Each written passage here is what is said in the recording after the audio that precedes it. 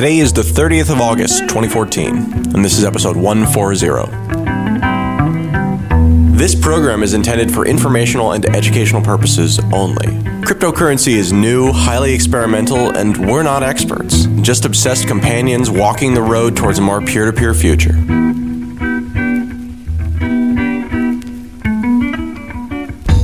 Welcome to Let's Talk Bitcoin, the twice-weekly show about the ideas, people, and projects building the digital economy and the future of money. My name is Adam B. Levine, and today on Let's Talk Bitcoin, we're joined by Chris DeRose. He recently was in Argentina, and actually this is going to be a bit of a special episode. So, Chris, thanks for joining us today. Thanks for having me, Adam.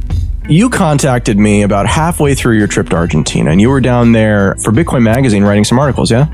That's correct.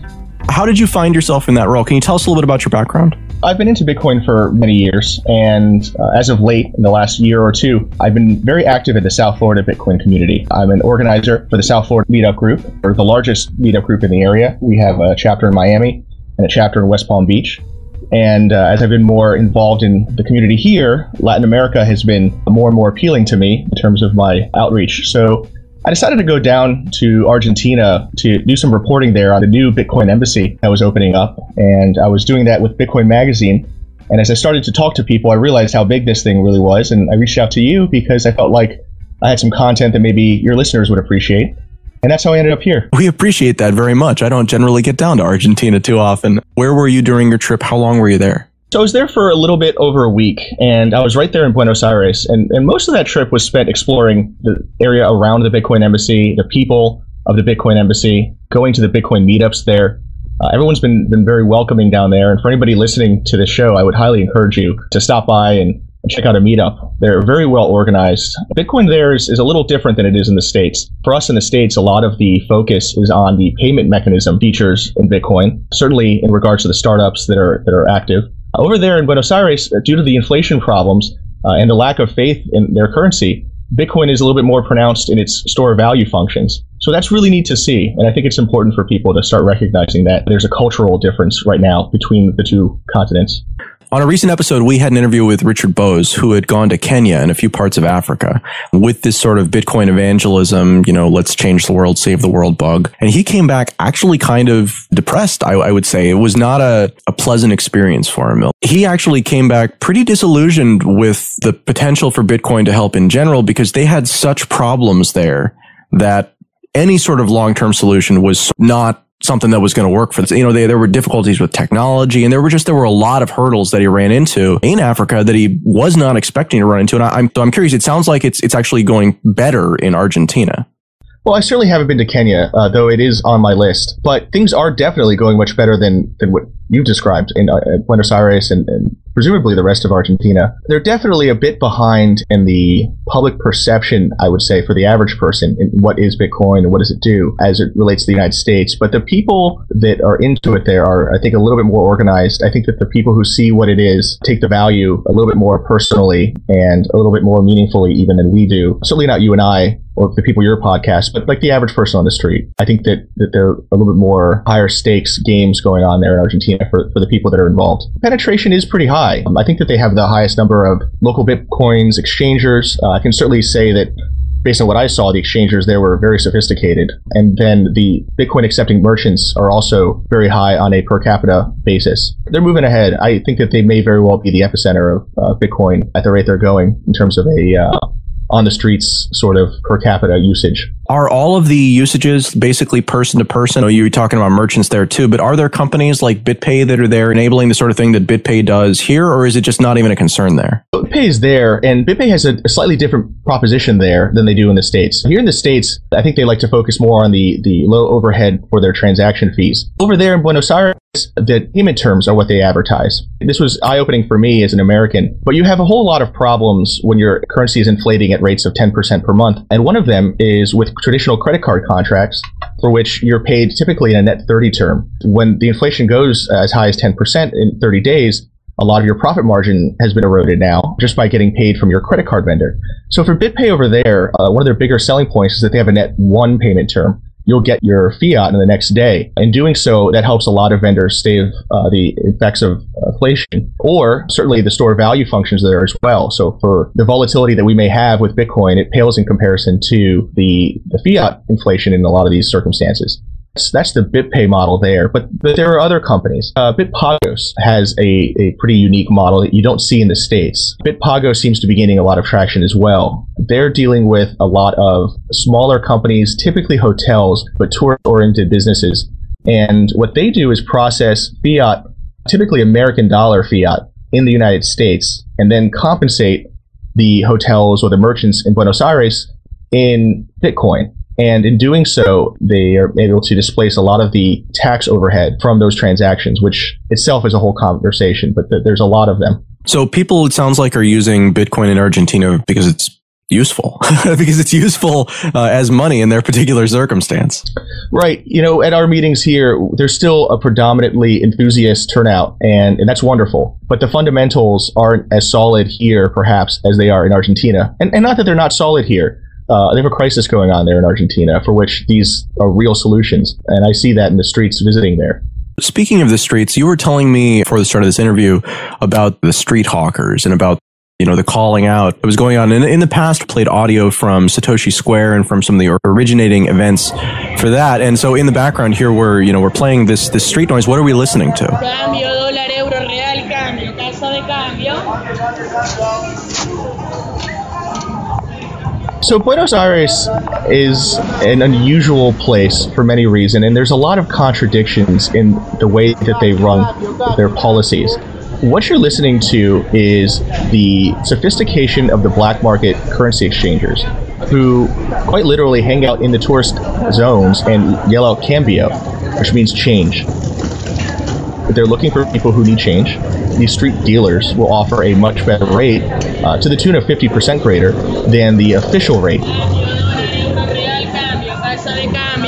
It's an odd system to watch because it's clearly very illegal, but amidst these people, there are street patrol cops who just walk by and they don't seem to do anything, and it seems to be a tacit sort of acknowledgement of the absurdity of the system, that either they can't do something or perhaps these street dealers are doing favor for the cops as well. I'm not sure which scenario that is, but there's a lot of these contradictions in the Argentinian culture, especially as it concerns money, which bodes well for Bitcoin, I think.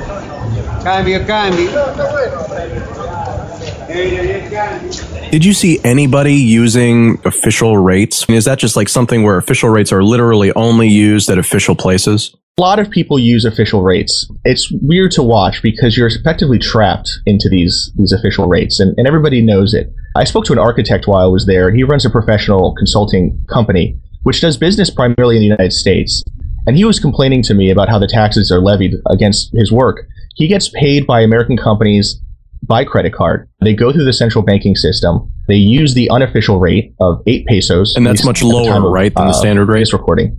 Correct. The free market rate is 12 pesos. That spread, by the way, is a tax that goes to the government coffers. It's added to their foreign exchange reserves, for which they're needing to pay their debts in US dollars. So he receives money from the United States at this reduced rate, and then he has to turn around and pay vendors back in the United States, and again at this reduced rate. So he gets hit up on both sides of the taxes, and that's fairly typical for many people there. This happens at the borders. This happens when dealing with official channels. But on the streets, it's very different. If you're a tourist that goes to a restaurant to buy a hamburger, they'll list the price and they'll typically use the free market rates if you're paying in cash. But as soon as you get out your credit card and it goes through the banking system, now you're back to this government tax rate of 8 pesos. It's a little bizarre, and it's a little much to take in at first, and everybody's very okay with it. Or maybe they're not okay with it, but they're very used to it. It doesn't seem absurd to them. But there's a major cultural relationship that Argentinians have with money that seems very unique to me as an American. And even as a world traveler, there's sort of this hypocrisy between the official line and the free market economy. And this spreads out into a couple other areas as well. The printed fiat currency itself is a little strange. The highest denomination that they offer is roughly $8 US. It's 100 pesos. And you can kind of imagine that if we had to get by mostly on cash and our highest bill being an $8 bill, we'd be walking around with large wads of money. And what else starts to happen, you'll see, is that the quality of the print is inferior to our currency by a lot. So you'll get a 100 peso bill and it'll be faded and the hologram may be faded, and people use it because it goes through the economy a lot more due to it being an all cash economy, but also due to the low denomination. The 2 peso bills are just abysmal in quality. They are taped up and they're ripped, and the reason that's kind of important is because a lot of counterfeit currency ends up making its way through the market, and it's hard to tell the difference between the real currency and the counterfeit currency. And you will get counterfeit currency straight from the bank, even. It's A, that good, and the fiat currency is B, that bad. And there's so much of it, it sounds like, too. I mean, it seems like it's a lot easier to slip in, 20% fakes when you're dealing with tens of thousands of notes. That's a very good point. I witnessed a couple of exchangers while I was there that were, they were substantial amount of money, certainly by Argentinian standards, but not necessarily by ours. $1,000 transaction, say. And it's a whole process. You have to sit there with wads of money within rubber bands, and everybody checks every single bill. The exchangers are phenomenally good at it. I learned a few tips for handling money from them, but the average person can't count it quite as fast, so the whole transaction takes a while. And there's a lot of trust involved, which is strange because we don't have that in the States. And you don't realize what trust Bitcoin brings until you start to see all of the absurdities that happen when the currency system starts to break down. The rate of inflation in Argentina has been quite high for a long time. Is this just government inefficiency, or is there anything else? There's so much faith involved in currency. Coming back from there, and we all know this as Bitcoiners, but bills are so sort of specious in value. It's just paper with ink. If I took a $100 bill and I put it on my copy machine, and I gave it to you, and it came off my copy machine, you wouldn't accept it. And I would ask you, why wouldn't you accept it? And you would say, well, it's on the wrong paper, and it doesn't have a hologram. But those are sort of trivial distinctions. They're really not standing for anything greater in the scheme of things. They're just IOUs of a sort from a central agency. Now, we all have a lot of faith in the U.S. government, and I'm not going to come on here and say that the dollar is bad. It's not. It's the most successful currency we've ever had, I think. But you start to see in these countries with the failed economies that once that faith starts to break down, you turn into this game of hot potato with your currency where nobody wants to hold on to it any longer than they have to. In the case of Argentina, they're effectively forced to hold on to it for any amount of time. It starts, I think, with mismanaged policy at the macro scale. It starts, in Argentina's case, with missed loans that they could not pay for, causing interest rates that are higher, reducing the amount of capital flowing through the country in various ways. And then what starts to happen is people don't want to hold this money in their savings accounts, so that money ends up flooding on the streets. And this is sort of a perpetual cycle that starts to build from there, where it is hot potato time, and people don't trust the money, and they want it out faster than they even want it in. And that sort of perpetuates that cycle. The person who loses the most is the one that's holding the most of the currency when like a devaluation event takes place or something. Correct. And on payday, people line up at the ATM machines and they withdraw their money to buy as much as they can because they know that their money, by the time they get paid again, is going to be worth less. So they try to buy more things. They try to hold more assets when they can. But it's a really tough place, I think, especially for young people for all these reasons. It's worth watching. If you're a Bitcoin enthusiast, you'll learn a lot about your own economy watching another economy break down. We all live on this very tenuous line, I think, and we don't realize that sometimes, where public faith is really all that there is propping up a large system. Tell it like it is. Yeah, I mean, I'm not actually one of these guys that thinks to dog on the dollar or anything. I have a lot of faith in the dollar. I don't think Bitcoin's going to displace anytime soon, but that a lot of these currencies are just terrible. And it will certainly replace some of these others. The element of competition, and that's the thing that really seems like it's happening in Argentina, is that now there's a competitive currency that's not the dollar. There was always the dollar there, but it has all the same problems, or not all the same problems, it has slightly different problems, but it's just different when you have a token that doesn't have that central banking system that it has to go through. And that's what I think makes it so interesting right now. That's not the narrative that you'll hear over there. Certainly it's the narrative you'll hear going through the Bitcoin embassy and talking to the people in those circles. But if you read the newspapers, and I don't speak the language, but from what I could tell, people seem to think that this is just a repeat of the last financial crisis they had in 2002. But I suspect it's very different. Chris, speaking of the embassy, one of the interviews that you did while you were there, you did a number of interviews, but this is the one that you told me jumped out at you in particular as the thing that we should really highlight. And can you tell us a little bit about this? I think probably the most prominent character there in Buenos Aires is Diego. He is very active in all things Bitcoin. He's probably the main orchestrator of the Bitcoin Center, aka the Bitcoin Embassy. And he is constantly jumping from meetup group to investor meeting to really just even emptying out the trash at the embassy. Bitcoin is his life. He's a very nice guy. He's one of the nicest people I've met in my entire life. And certainly there in Buenos Aires, he made me feel very much at home. He's very passionate about Bitcoin. He's very smart, and he's very proficient as an English speaker as well. So for all those reasons, I think that he's probably the best person to go to get an idea of what's going on down there, where they're going, and where Bitcoin fits in. So hopefully this interview provides some benefit to your audience in all those ways. Chris, this has been really interesting. Thank you very much for taking over this episode of Let's Talk Bitcoin. If people are interested, in getting involved with your projects or want to get in contact with you, what are the ways to do that? I highly encourage anybody in the South Florida area who's listening to this to come out to a meeting. We meet every single week, sometimes in Fort Lauderdale, sometimes in Miami, sometimes in West Palm. But certainly there's a meetup that's going to be coming up soon for you. I'd love to meet you. I'd love to tell you about our plans for South Florida. And anybody who wants to write to me, they can email me at chris@chrisderose.com. And look out for me. I try to contribute as much information and content as I can to the Bitcoin audience. There's a lot that I've received from the community, and it's time that I start giving back. So hopefully I succeed.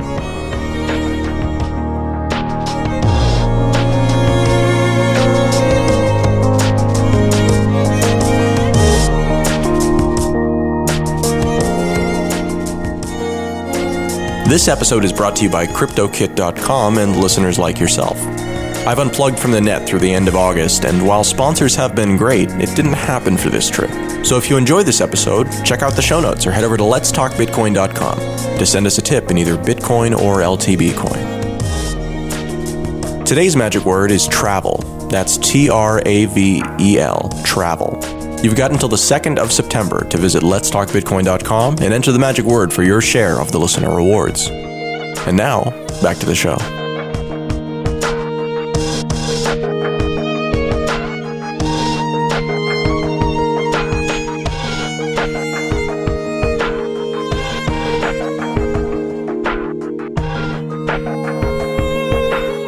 Hello, Let's Talk Bitcoin. It's Chris DeRose here at the Bitcoin Embassy, and today I have Diego Gutierrez Zaldivar. He is an active member of the community here in Buenos Aires. Well, he has too many interests to list all at once, so let's just get started. Diego, welcome to the show. Thank you, Chris. Why don't you give a brief overview of how you got started with Bitcoin? In 2011, a friend of mine who is a hacker took my attention into it and showed me what was being done around the world. It was like very basics. Bitcoin was under $1. So mostly people in the South Asia area was using it to overcome restrictions from governments that were not very open.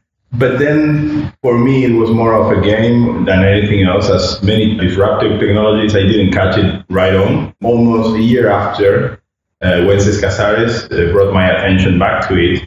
We did an exchange of Bitcoins among us, and we play around with it. And after that, everything fell into place in my head. So for 2 weeks, nonstop, almost non-sleeping, studying Bitcoin from all its aspects, all its perspectives. So that's the real point where I say I realized the potential of it. Maybe early 2012, late 2010. And how did you get started with the community locally from there? Did you start running meetups? Did you attend meetups? As soon as I realized the potential of Bitcoin, I decided I needed to get my hands dirty on it. So I started doing anything there was to be done in Bitcoin. I opened an account in local Bitcoins. I started to buy Bitcoins, sell Bitcoins. So my first approach to the community was sitting on cafes with people, and was very enriching to see the variety of people that was involved in Bitcoin, although most of them were techies and some financial guys. But there were also people that didn't belong to any of those groups, so it was very interesting. I also bought a mining machine. I started to do anything. I started a project to help restaurants and cafes accept Bitcoin. And finally, we started with the meetup as a way to have a place where people could discuss about Bitcoin and share their doubts and interests. You got started with the meetup group day one then? Yeah, the first meetup was made by Wences Casares. I took over after him. I mean, he passed by Buenos Aires. He's not living here, so he made one meetup, and then he passed the meetup to me, and then I took over. On the third meetup, we met with Rodolfo and Franco, and since then we have been building the community together, and many others have joined as well. And so let me understand what you're working on now. I see you involved in so many things. Yeah. You want to give the audience an overview of some of the more important things you're doing right now? the community has taken by itself. So there are much more members working actively on the community. So maybe the meetups are being run by other people, although I participate because I enjoy them a lot. I also give chats about particular issues or subjects, but all in all, certain aspects of the community are being driven by other people. But mostly in these days, the Bitcoin space, the Bitcoin center we have here in Buenos Aires has been for the last 2 to 3 months my main objective.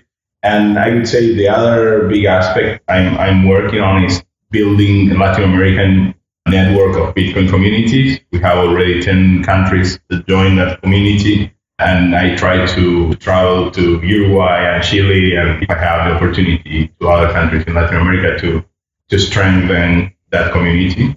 And finally, although Rodolfo is the leader on that project, we are also hosting the second Latin American Bitcoin conference in Rio.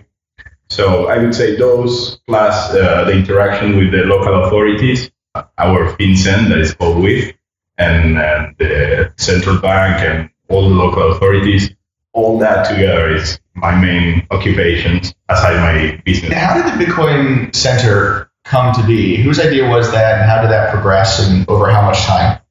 I had this idea some years ago about creating a multi-cultural, not multicultural, but a multi-company environment where different types of companies, maybe artistic companies, tech companies, would live together and share their different perspectives on business and create a center. And of course, that idea, as I got more involved into the Bitcoin development in the region, that idea turned to be a Bitcoin center that will host both companies and the community under a single roof, not as a concentrator, but as a center where new projects and ideas could start and then open into the world. So that's what we have here. And we also host people that pass by Buenos Aires and like you and wants to know more about what's going on in the Bitcoin community here. Yeah, I've been very happy about the generosity you guys have provided. It's been wonderful. And is it a nonprofit organization then, or is this a commercial venture, the Bitcoin Center? I want it to be a sustainable entity, but it's not a for-profit. We are not doing this as a business by itself. And all the funds we gather from the activities made on the center go back to the center so we can improve it. Our idea is to really have a beacon to the society. We are in the financial downtown, so we want to expose to the world what Bitcoin is, what is happening here. So we want the center, the Bitcoin Center, to be really impressive to anybody that arrives. So any money made on the center will go back to make the center better, to make it sustainable, to have some funds to overcome any problem we have. So I attended one of the meetups this week, and I was very impressed with the diversity of the crowd. But not knowing the language is a little hard for me to get the inside story with some of these people. What do you see as a common mindset for the attendees at the meetings these days? Are they enthusiasts? Are they people who are trying to protect their financial interests? You want to expound on that a bit? Yes. The interesting thing is our community, it's not single-minded. It's like totally eclectic. So you have all the types of guys and girls that you mentioned. You have people who comes because they are idealists. You have businessmen. You have also people that is intrigued by the technology and the potential. You have libertarians, anarchists. That's a nice thing. We have people from many different strokes share the same room and also share ideas. Sometimes they don't agree on their basic points of view, but everything is done with a lot of respect and understanding. So for me, it's beautiful to see how the meetups evolve over time. Is that a standard format for you, the presentation format with a couple of orators and then dinner and drinks? Are there other formats that you employ? We have basically two formats. One is the meetups that always have presentations on different topics, legal aspects of Bitcoin in Argentina, the taxation point of view of Bitcoin, or anything trading, anything that is connected to Bitcoin and local aspects. We give presentations on that subjects, and after people drinks and eat and chat freely. But then we do every other week, we do also drink ups. That is more relaxed meetings where people just really interact and discuss ideas and have no particular format. It's just a place to meet and exchange ideas. Are you going to migrate those meetups to the Bitcoin Center in the future, or are you going to keep it at that same location with that sort of bohemian feel to it? What's your intent there? No, we want to keep it nomadic. The idea is to, as well as we do with the Latin American conference, that we are rotating it among countries in Latin America to support, and we will donate part of the funds to the local communities where we do those conference. The same thing happens with the meetups. Meetups are a way also to support the bars and restaurants that offer their space so we can hold them, and that most of them end up accepting Bitcoin and building also the merchant net. So we want to keep, although we will host meetups in the Bitcoin Center, of course, we want to keep that idea of having meetups that will be held in different places all the time. So let's switch it up a little bit and let's talk about the economics here in Argentina. Clearly, you guys are at the forefront of a lot of Bitcoin advancements because currency has had so many problems over the years. And I've learned a lot about the different business models, and some of them are very smart. But I have a couple questions about why things are the way they are. So let's start with, why does the government have an official rate that is not the same as the market rate for pesos? Can you explain that to our audience? There are many different points of view on that. But I would say, in my perspective, there's two sides to that. One is that the government uses the exchange rate to keep. They have been changing external debt into internal debt. Basically, they were changing US dollars debt into pesos debt.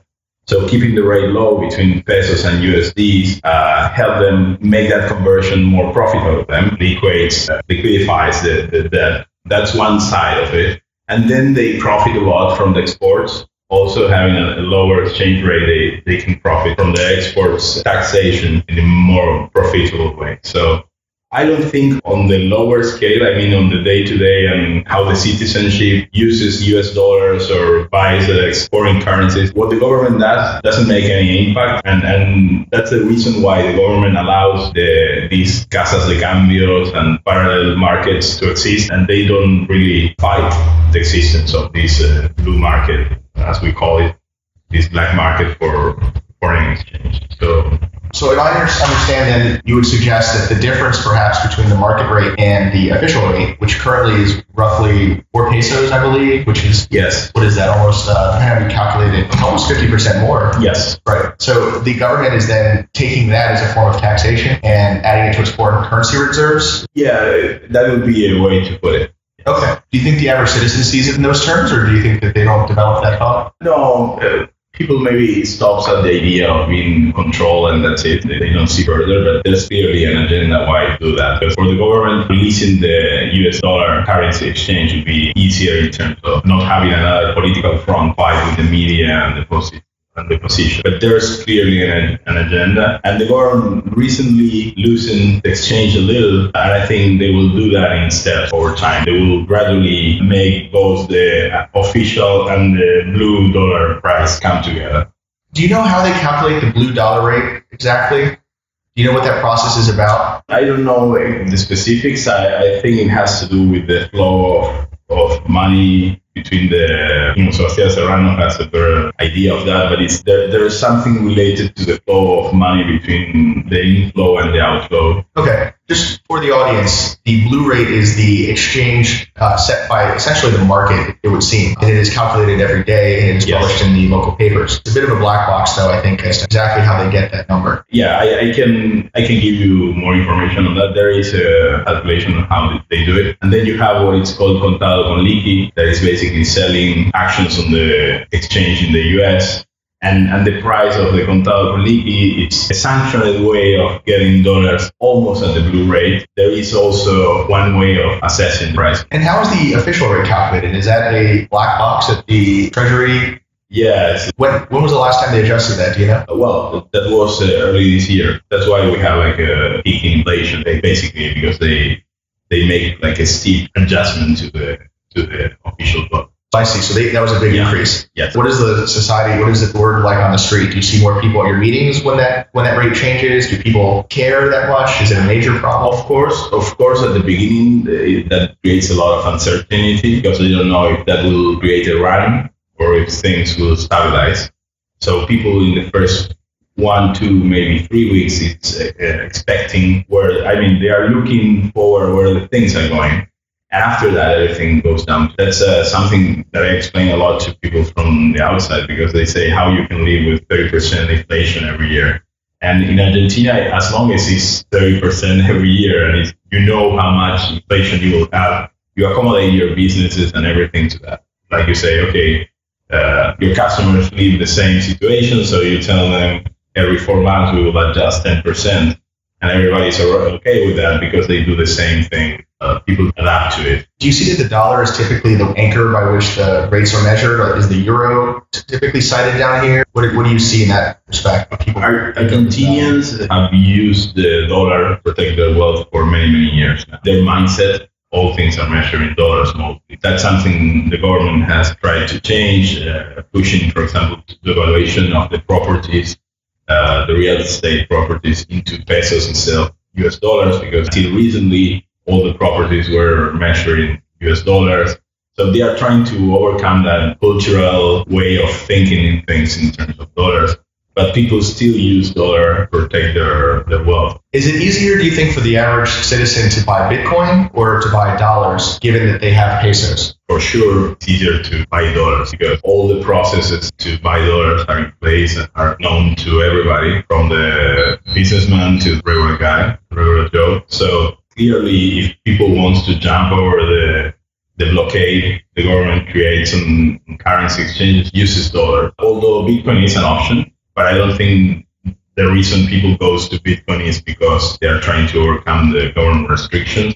As I like to say, if people chooses Bitcoin, they do it over dollar, not over peso. They think Bitcoin is more worthy than dollars. And that requires a deeper understanding of what you're doing. That's interesting. It makes perfect sense. The impression that I had, though, is that if a citizen wanted to buy dollars, they're typically unable to do so from the bank. They I would suppose, have to go to the cambio or the Cuevos even. Did I pronounce that right? Cuevos? Cuevas. It's like cave. Right, okay. Yeah, it's like a cave because it's dark usually. But Bitcoin is a property of sort, so I thought that maybe they could buy Bitcoin directly from their bank account in the way that they would do like an ACH payment in the States or something. Is that true? Is that not true? There's no regulation on Bitcoin, and governments here tend to act at will without proper logic behavior. So that stops people from doing that because they don't know if a Bitcoin transaction gets registered in the banking system, how they will be treated and everything. That's changing. Our FinCEN called UIF recently gave their position on Bitcoin, which is a very good first step. But so far, people was doing mostly the Bitcoin buying and selling hand in hand in a cafe or a bar because they didn't know, if they register a Bitcoin transaction, how that would work. That's why we don't have exchanges, because the rules are not clear enough to have a proper exchange that you can link to your bank account. I thought that's part of what Coinmelon was going to do. Is that true for the future then? Yes, we have 5 to 6 exchanges under development. All of them have hit a wall when they went to the banks and tried to open bank account, telling the truth, that they were going to be a Bitcoin. And you have the other side of the coin is that banks have to obey the central bank, and they are solidary with their customers if they do something that the central bank considers illegal.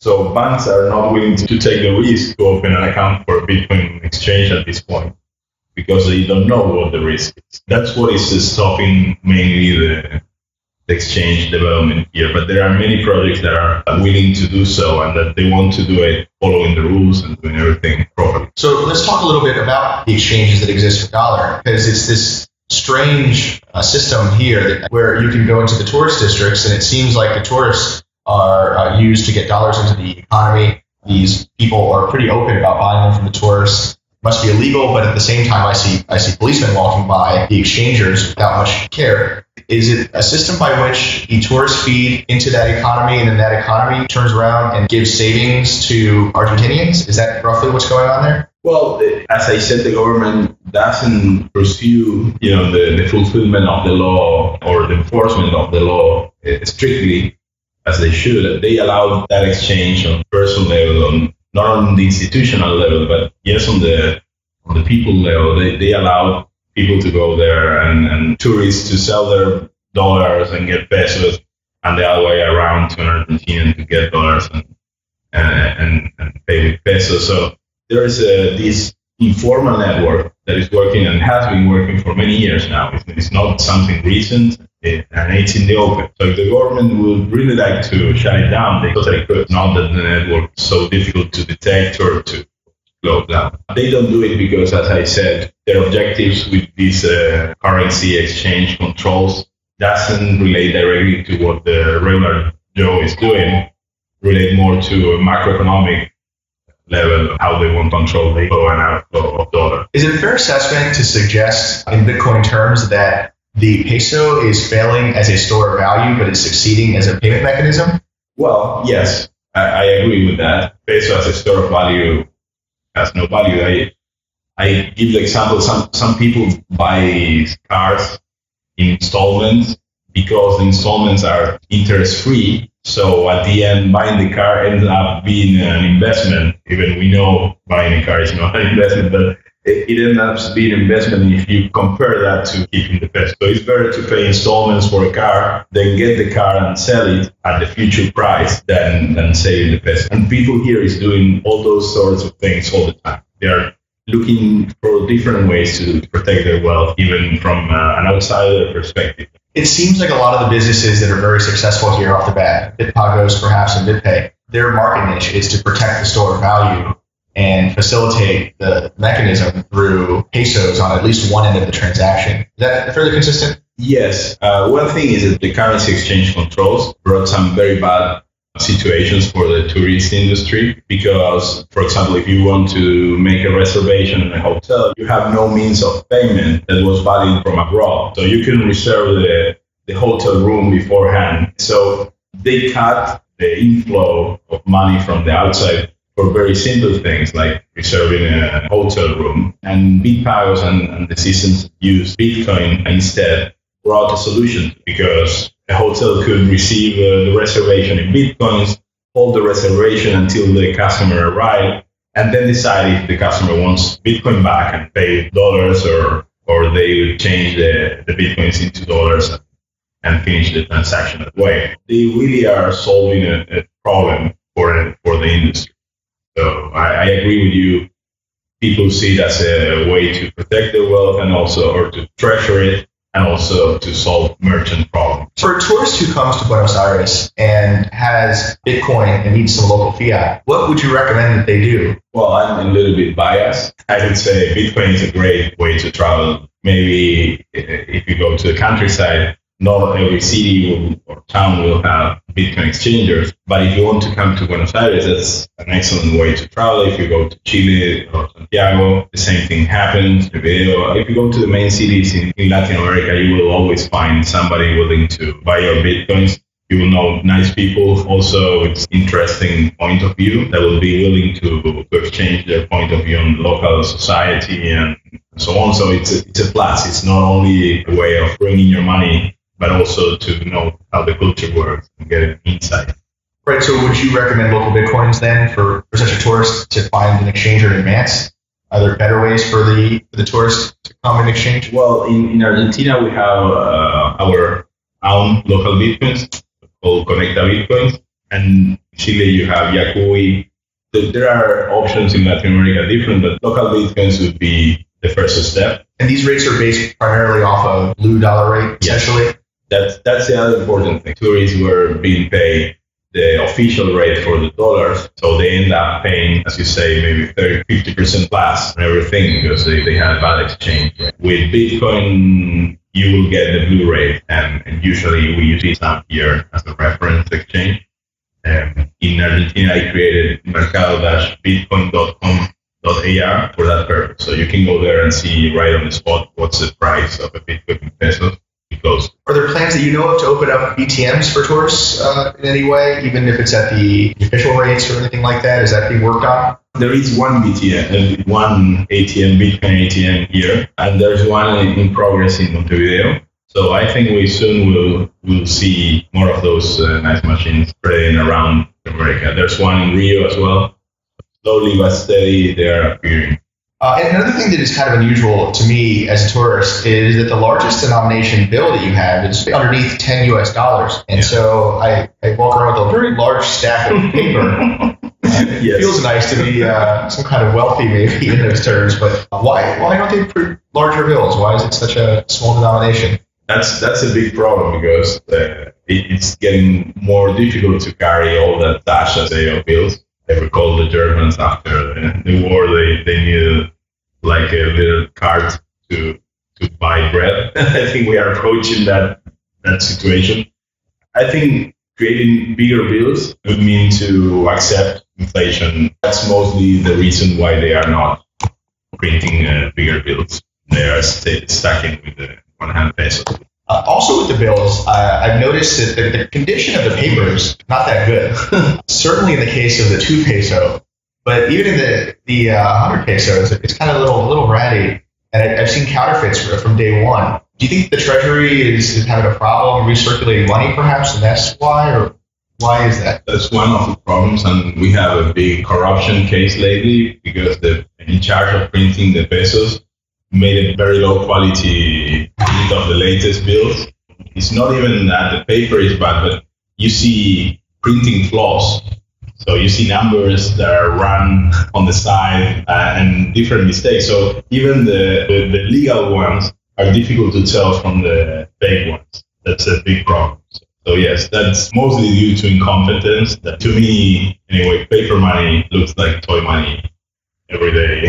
I couldn't agree more. I think you're absolutely right. History will look back at this fiat currency with a sort of cheeky fondness. Absolutely. Another odd component to the economy that I put into is that there's a high fee for electronics, and I think it's an import tariff. Must be exercised. Is it exclusively on electronics, or is it all imports? There's this approach from the government that they want to foster local industry, and then the way they do protect the local industry, or they help the local industry grow, is by creating high tax import on the imports, high tax on the imports. That's clearly a very bad way to do it, because what happens is we are not going to create Macs in Argentina anytime soon.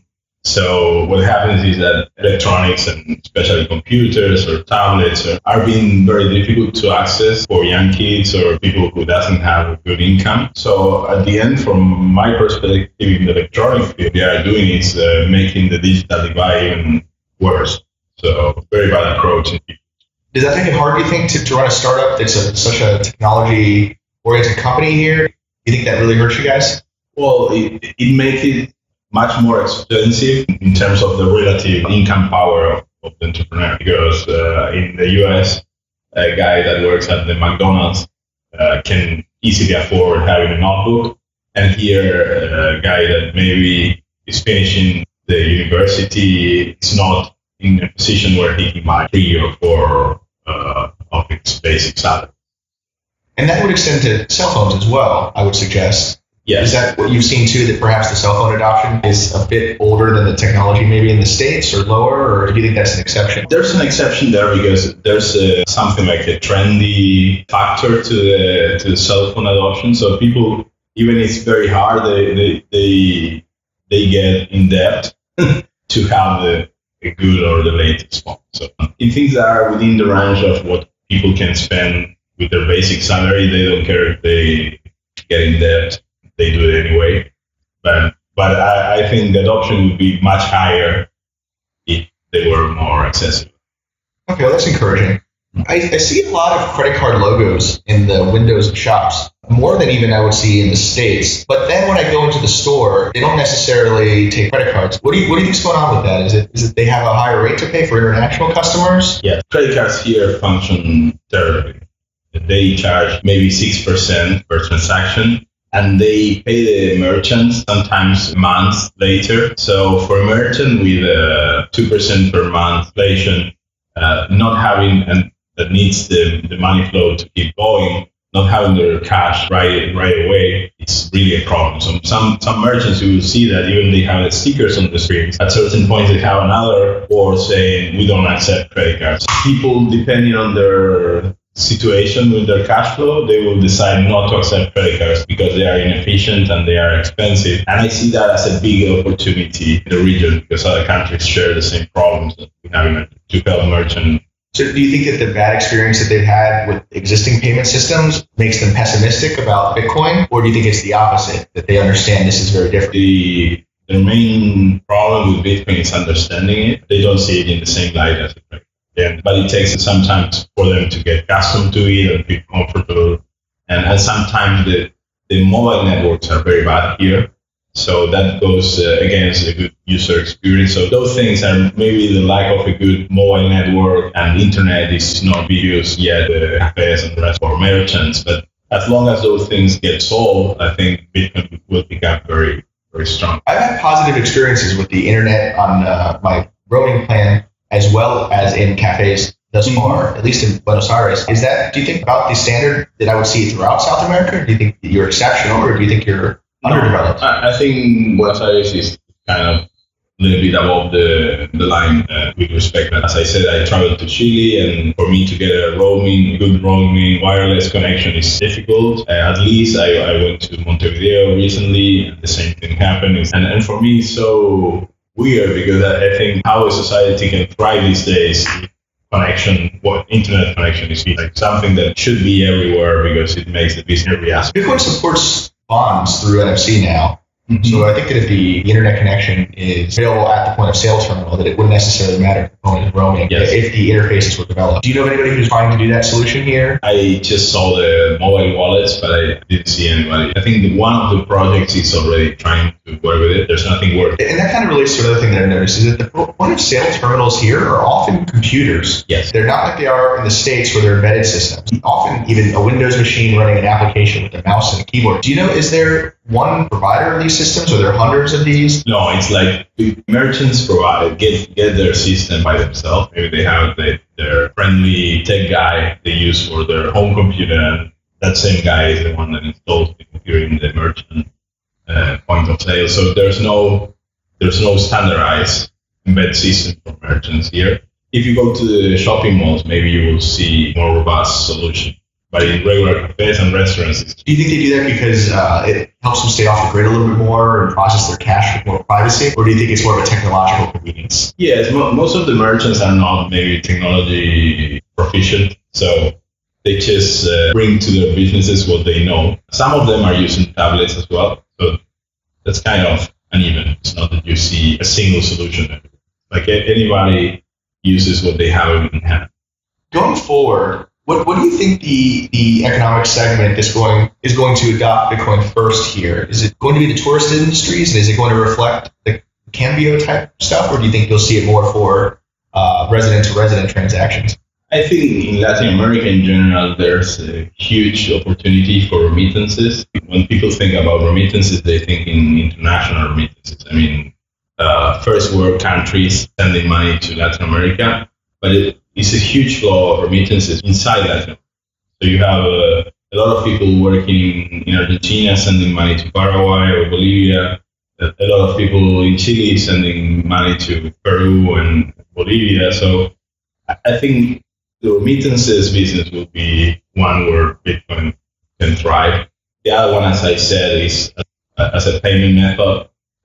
Payment methods in Latin America are either monopolies like in Chile or are very bad like in Argentina. So that's another place where Bitcoin will disrupt the industry. And as you say, the tourist industry is clearly a third place where Bitcoin will thrive in the short term. And you travel a lot. I know I met you the first time in the States. How do you think South America compares with the United States in terms of adoption and cultural acceptance? The States is well more advanced in terms of technology, also because technology is more accessible. Having a high-speed link of 90 megs per second in the States with fiber optics in a house is not a problem. Here it's something you don't even think about.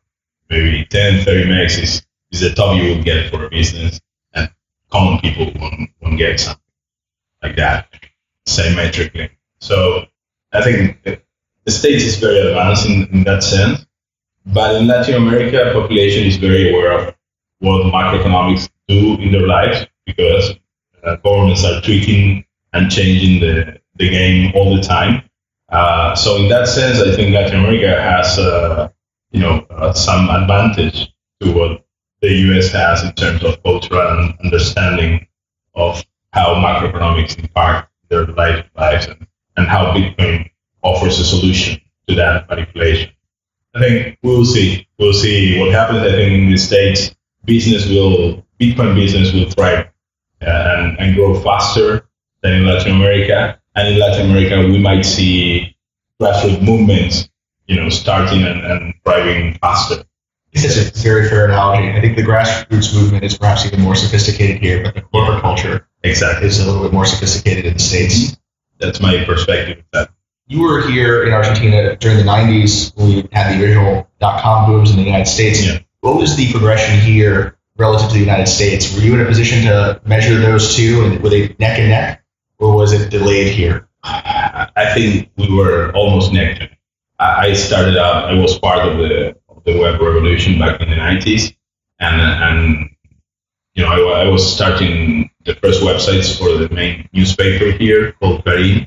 In 1995, and Wire has its website in 1994. So it's like everybody was, Tim Mayers was, Tim Berners-Lee was started with HTML in 1992. So everything was right there.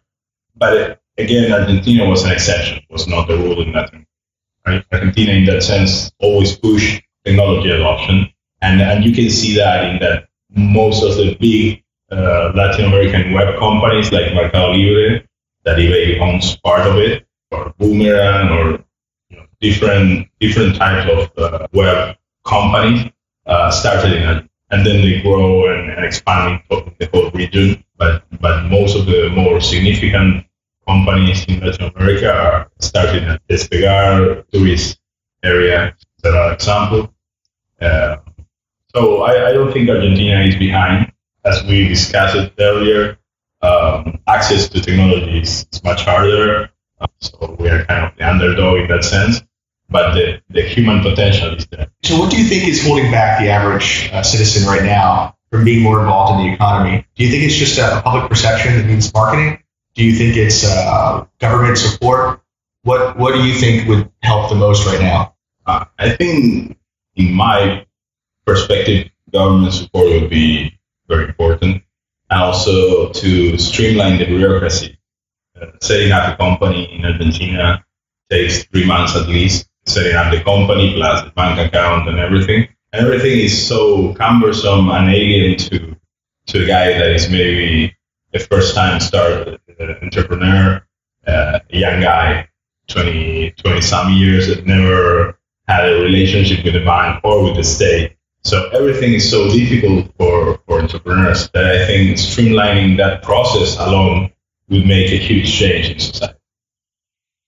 Do you think the media support is positive currently or skeptical? What kind of news articles are you typically seeing? Media is very chaotic. It doesn't have a clear focus. It's like they go from gossip to football to political agendas.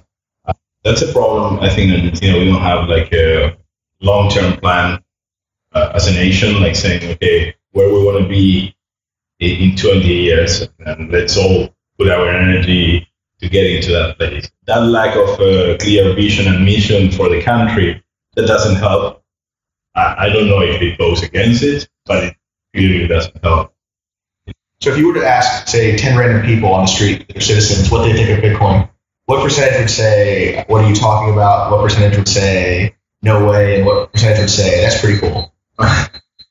Well, in Argentina, we have tides or waves of exposure of Bitcoin in the media. When the big media companies like main newspapers or some TV channels or the radios put their attention on Bitcoin, it's incredible how pervasive is the notion of Bitcoin in everybody. But then if you have 3 or 4 months where nobody talk about Bitcoin, people kind of forget. So some of them, if you ask them, maybe out of 10, I would say 1 or 2 would tell right away, say, okay, Bitcoin is, oh yes, the currency or something they pick up. And then from the remaining 8, if you dig deeper and throw them a little bone on where to pick up Bitcoin, they will find it in the back of their heads. If you say Bitcoin the currency or Bitcoin the payment, the electronic payment system, and you say, oh yes, the system that people use to send money abroad. Or so basically, the notion of Bitcoin is widespread, but it's not in the daily agenda. So it depends on how the media was interacting with Bitcoin lately, the awareness. Well, that's encouraging. In my short time here, I've seen a number of tourists that have come basically to see what you're doing here. Do you appreciate these people coming internationally? And do you have any advice to somebody who's coming to do that, just listening to this interview? Of course, we embrace that, and that was one of the main goals of creating Coin Center / Embassy Space. Was exactly that, to give a home to the Bitcoin community or the Bitcoin enthusiasts in the world, in Latin America, and to give them a place where they can meet the local community, the local entrepreneurs, and create bonds that are fruitful for everybody. That, in a way, is what happened in the last Latin American conference we did. A lot of bonds were created between entrepreneurs of different places of Latin America, and we wanted to replicate that on a daily basis. So, yes, I would say, come on, you're welcome, and you will have a fun time for sure. Well, I think that just about wraps it up. Is there anything you wanted to promote for the show? Is there anything that you'd like to announce? No, as I said, the conference at the end of the year would be a great place to meet the Latin American communities and entrepreneurs. So anybody interested in seeing how Bitcoin goes in Latin America, that's the place to go. It will be the first week of December, Rio de Janeiro. And of course, you can come here if you want to contact any Latin American entrepreneurs or communities. I'm more than open to share all I know about it. Thank you so much for your time, Diego. It was a wonderful interview, and I really appreciate all the hospitality. This is Chris DeRose with Let's Talk Bitcoin, signing out. So this concludes the first episode that we've ever really done that's been a correspondent episode. And I just want to take this opportunity to say that if you are going to be traveling someplace that is interesting and you want to capture some content for us and potentially do a contributor episode, feel free to email Adam at letstalkbitcoin.com, because I enjoyed this, Chris. Thank you very much. This was a really fun thing. Thank you, Adam. It was fun for me too. Thanks for listening to this episode of Let's Talk Bitcoin. Content for today's episode was provided by Chris DeRose, Diego Gutierrez, and Adam B. Levine. This episode was edited by Denise Levine and Adam B. Levine. Music was provided by Jared Rubens and General Fuzz. The LTB platform is now open source under the name of Tokenly. A link to the forum thread introducing it is in the show notes, and if you'd like to contribute to our PHP-based platform, you can now earn 10,000 LTBC for every commit that's accepted into the main branch. Thanks for listening.